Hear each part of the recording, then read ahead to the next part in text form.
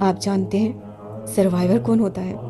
ہمیں ہمیشہ سے بتایا گیا سروائیور وہ ہوتا ہے جو برے حالات سے صحیح سلامت نکل آئے۔ ہمیں غلط بتایا گیا۔ یقیناً یہاں کئی لوگوں کی سانسیں رکی ہوں گی۔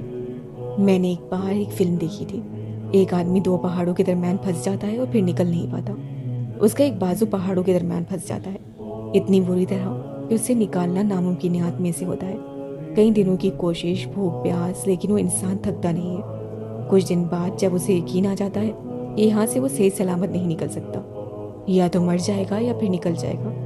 یہ ایک کڑا وقت تھا۔ وہ آدمی وہاں مر سکتا تھا، مگر وہ سروائیور تھا۔ اس آدمی نے اپنے ہاتھوں سے اپنا بازو کاٹ دیا۔ کوئی اپنے جسم کو کیسے کاٹ سکتا ہے؟ کیا کوئی کاٹ سکتا ہے؟ یہ ایک انتہائی مشکل عمل ہے، مگر سروائیورز کے لیے یہی عمل زندگی ہے۔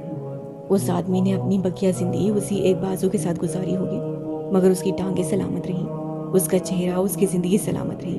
کیا یہ کافی نہیں تھا؟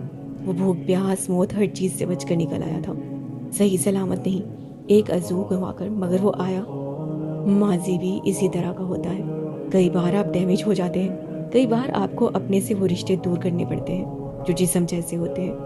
آپ کبھی دل کٹوا کر آتے ہیں، کبھی روح، لیکن آپ واپس آتے ہیں حال میں، کیونکہ آپ سروائیور ہیں۔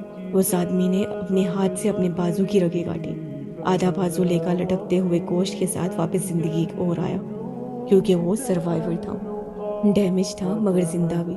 آپ کا ماضی بھی اسی طرح کا ہے، ساری زندگی اسے کٹے ہوئے بازو کی طرح ساتھ رہے گا۔ آپ نامکمل بھی رہیں گے، مگر آپ زندہ ہیں تو خود پہ جینے کی تمنا ترک نہیں کرنی۔ انسان اور اس کا ماضی ہمیشہ ساتھ رہتے ہیں، بس فرق یہ ہے کہ آپ کو اس ماضی اور حال کے درمیان ایک باؤنڈری بنائی آنی چاہیے۔ ایک بہتر مستقبل کے عزم کے ساتھ مہدی کمبیر کو الوداع۔